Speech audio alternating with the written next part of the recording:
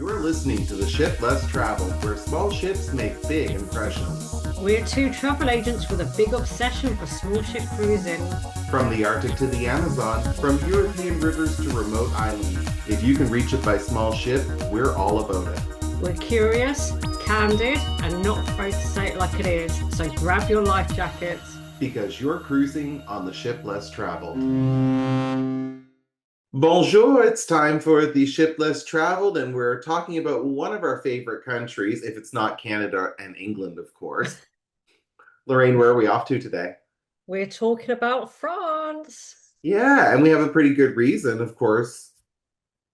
Yep, so my husband and I did a river cruise down in the south of France in May. Another French river cruise for you too. Well, you guys just are in love with that going over to France. So Oh, who easy for doesn't love you. France? Yeah. Well, I have to fly across an ocean. You can be there in a couple of hours. Yeah, So, did you yeah. fly down for this river cruise or did you go by land? How'd you get down there? No, I'm a bit of a wimp when it comes to flying. I don't know whether I've discussed this before, but yeah, we kind of took the Eurostar and then the TGV. Awesome. So you went over to Paris, and then I'm thinking it was probably what, Bordeaux for this one? Like, tell me about your Yeah, so we logistics. did round trip Bordeaux and on Scenic Diamond. So those who don't know Scenic, they're an ultra luxury river cruise line. Mm. And you literally want for nothing on board these ships. They have everything. And sadly, when you're offered a glass of Prosecco at 10 a.m., who am I to say no? You know, Exactly. Oui, it's oui. included. So was this your first time with Scenic? Yes, yes. Okay. I've been wanting to travel with them for a long time, actually. Some other members of my team went on Scenic a few years back and just said how wonderful it was. So I was determined to get on one of those ships, and we finally did it this year. So you were in the Bordeaux area. Of course, France has a couple of areas that you can do river cruising, and you've done some river cruising in France up till now. What made you choose this region, or was it what was on offer? How'd you land it? Yeah, so basically, we because we had to kind of book it last minute because of circumstances with our house being on sale and everything. Um, we kind of took what's left. We asked for the Rhine, we asked for the Seine, we asked for even the Danube, which we've done previous. We asked for a few, and they were all full of it, and that's the downside of booking last minute, right? You just get what's left. So I just thought, well, France is France, and I want to go on this scenic cruise. We need a break, so hence Bordeaux region it was. Well, did you find the cruise met your expectations, or was it different than you expected? Okay, blunt, honest truth, it was different from what we expected. Okay. That's putting it nice. So, like, what was the expectation when you were rolling up to it? What did you think you So were going to get versus what did you get? yeah, so we previously did the Rhone and loved it. I mean, the scenery, well, it was idyllic France, when you've got the castles and you've got the fairy tale, ruins and Mm. just scenery, vineyards and little towns and villages dotted along the river. And the Danube had that too. And of course, the Danube was my first river cruise and it was beyond expectations. And I'm trying to find one that kind of matches that. And the Rhone kind of did. Um, the Dordogne didn't.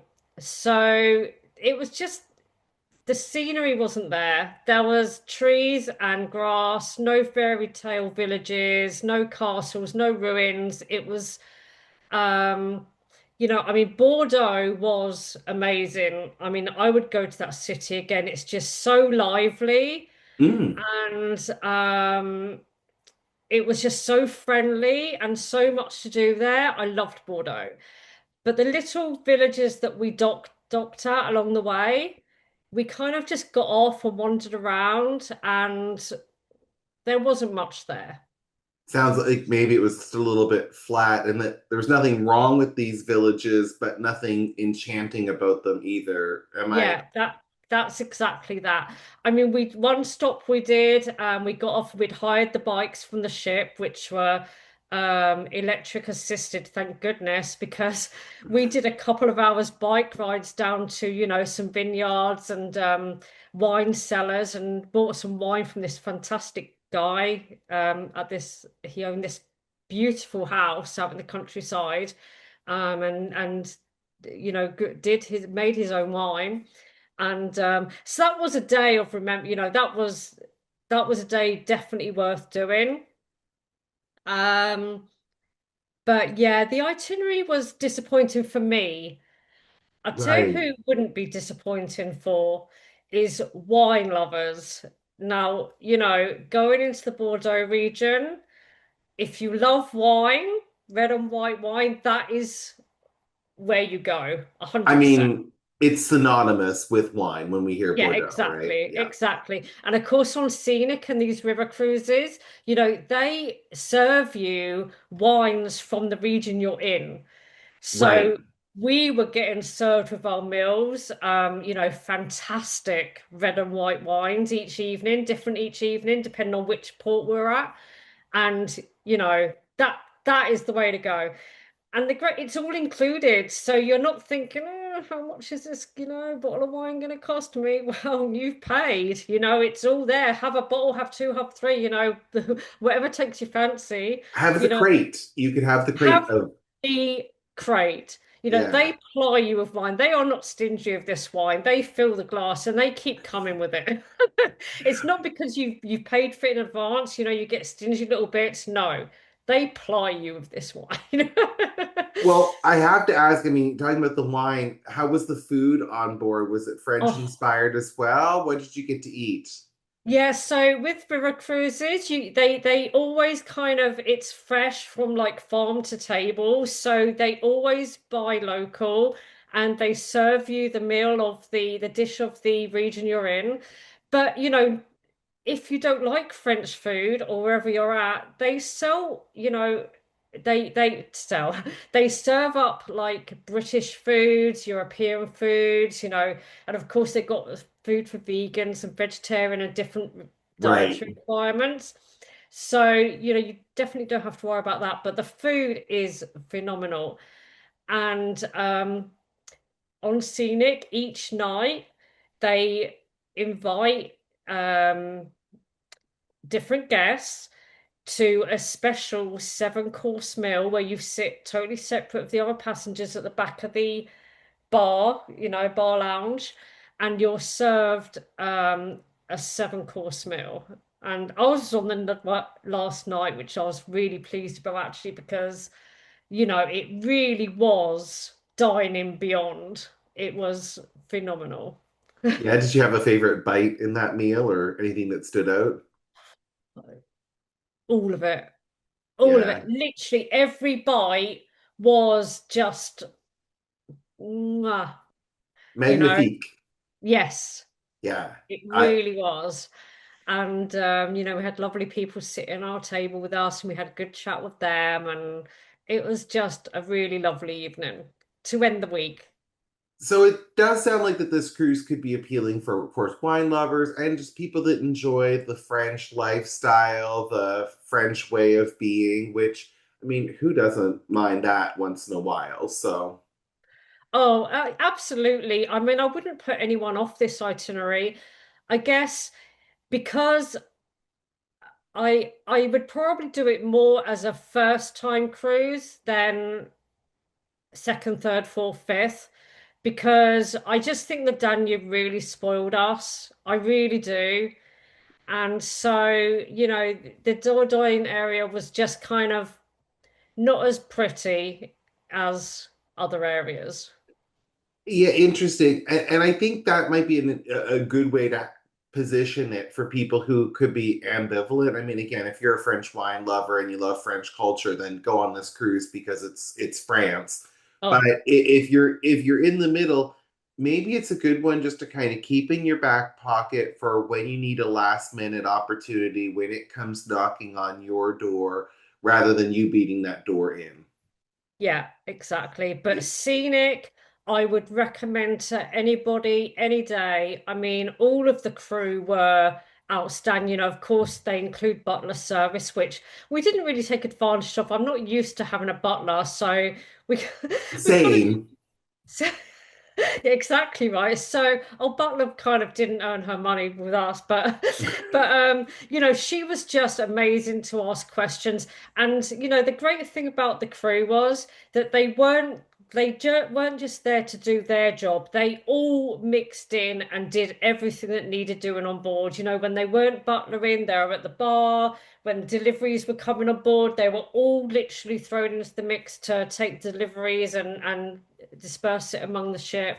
Um, you know, the entertainment in the evenings, you know, of course, it's a lot lower key than on a ocean ship, but all the crew were getting up dancing and getting everybody to dance and, you know, really joining in. And it was just so fun. It was just really fun, you know, small but fun. I love that. What a vibe. That sounds excellent. Yeah, So, really good vibe. do you think that you'll contemplate going on other French rivers now that you've done two of them? Do you feel that France has more to tempt you with? Well, why the heck not do the Seine as well while we're at it? Yeah, I think you need to do the Seine, and I think you need to do the Loire because the Loire gives you winery and castles as well. Oh, That's a classic area, and it's just a stone's throw from Paris, so super oh, easy to reach. do you know what? We've done the Loire a few times. We've driven down to France on the way to Italy, and we've stayed at the Loire a couple of nights in a converted like chateau. Uh, Hmm. love the Loire. You know, when all the sunflowers, the wine, the food, the countryside, it is stunningly beautiful. It really is. So yeah, I agree. And that, if you're thinking what to do in France, like with this river cruise that you've just been on, the Loire is kind of between Paris and Bordeaux. If you're looking for a couple of days in a chateau or something, just do it. I had a French teacher way back in the day who said, if you ever get to France and you want an area to, go to the Loire. And I remembered that little tidbit. And then when I made my first trip to France, I went to the Loire and I certainly wasn't disappointed. It had oh, everything. It was the full romance of France. oh, it's just so beautiful. It really is. And I would 100% do a river cruise there. I mean, we generally, as a rule, my husband and I never go back to the same place twice. I mean, we go to France, but different areas. We go to Italy, but different areas every time. Right. Um, but the Loire is special. It really is a special place. Well, I mean, this could start to get into another topic for another day, but one thing that can annoy me as a travel professional is sometimes I have some clients who, and I'm just going to say it, they'll go to a country once and they think they've seen the country. Oh, I Yeah. spent a few days in Paris, so check France off the list. And Yeah. certain countries like France and Italy, I don't think that they are a one note. I think they're an encyclopedia. There are a lot of volumes, and you just got to keep checking out the different areas because Oh. they're diverse. Paris is not France, and it is actually nothing like the rest of France. It's a city. You know, it's Yeah, like people come to England, they see London, they're like, okay, I've done England. Well, do you know what? You literally have not done the real England.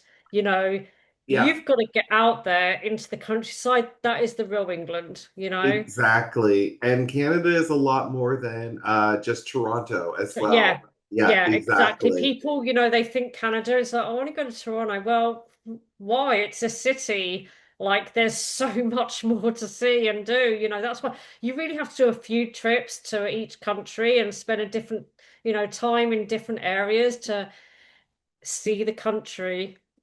Yeah, Even the people absolutely. are different in rural France to what they are in Paris. You know, it's different. Absolutely. And everything has its time and its place on the itinerary. And I guess that's what us travel professionals do. We go out, we're experiencing this thing, and then we bring that with concept and real world information and help you plan these extraordinary holidays. That's what we love to do, folks. We love to plan extraordinary holidays. If I was looking to plan an extraordinary holiday and I was a resident of the UK, Lorraine, who could I call for that? Oh, that would be me. Oh, how could I get in touch? I'm Lorraine, and my website is bespokecruiseholidays.co.uk. I'm all over Facebook. Find my group, then find my page, find my personal profile, which is also in my business. Um, I'm everywhere, Dave. How about you in Canada? That's right, folks. If you need a travel agent, I work with people coast to coast, and I have it all on my website, destinationwhatever.com. I've got my Facebook, I've got my Instagram, and my YouTube as well. So, of course, the social media. But if you pop over to my website, you can see what I'm up to. You can get in touch with me, and so on and so forth. So, just keep us in mind if you are looking for a travel agent with an ocean sized passion. You found them. We're here at the Ship Less Traveled. We're here and we're going nowhere. We are, I mean, I don't know how long you've been a travel agent for, Dave. How long? About 17 years, going on Yeah, 18. Yeah. Yeah. So we're almost full 30 time for me. committed. Yeah, Yeah, almost 30 absolutely. for me. So I'm going nowhere fast. I'm never retiring, Dave. Like I'm not retiring.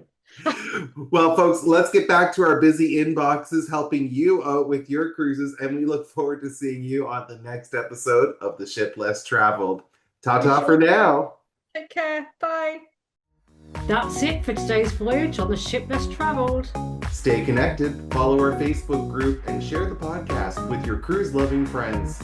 For listeners in the UK, you can find me at bespokecruiseholidays.co.uk. And for listeners on my side of the pond, I'm destinationwhatever.com. We're passionate about small ship cruising and we're not afraid to make some waves. So join us next time on The Ship Less Traveled.